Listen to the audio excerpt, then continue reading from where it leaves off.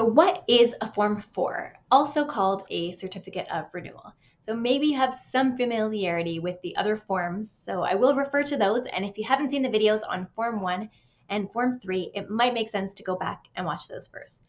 So the Form 4 comes in a sequence of other forms in the context of involuntary admission to a psychiatric facility. So let me back up for a second and explain more about what I mean. It is possible in Ontario for a person to go voluntarily to a psychiatric facility. They realize they need help, a person decides to go. But it is also possible and lawful that someone is made to stay at a psychiatric facility because they need help and they do meet certain criteria under the law to be kept there, even if they don't want to be there. And we refer to that as involuntary status. So if somebody goes into the hospital, they are kept there with paperwork that in which a physician checks off the boxes and says, here are the criteria under the Mental Health Act that they meet in order to be lawfully detained at the psychiatric facility. So in the sequence, there's a Form 1, there's a Form 3. That's right, there's no Form 2 in this sequence. Once they're admitted to the hospital, they're on the Form 3, which is good for 2 weeks, and that's when the Form 4 comes in. If a patient is being held on a Form 3 for 2 weeks and it expires, they might be free to go. They might choose to stay as a voluntary patient, or a physician, usually a psychiatrist, might fill out what's called this Form 4, a certificate of renewal. And the Form 4, depending on when in the sequence it is, it might last for 1 month, it might be another Form 4 in a row, 2 months, and then even up to 3 months in a row. So it's the other forms previously, Form 1 and 3, there's just one shot, but Form 4, there can actually be a series of Form 4s. They're issued again in a row.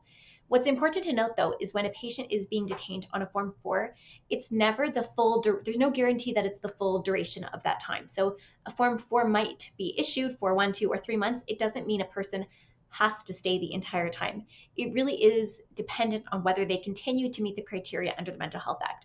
So it might be 2 months into the 3 months, a person has improved a lot, they've taken medication, they're no longer a risk of harm to themselves or others, or whatever the specific criteria were met when the form was signed, the form can be rescinded and the person might be free to go, even if they haven't actually stayed for the entire maximum duration of the Form 4.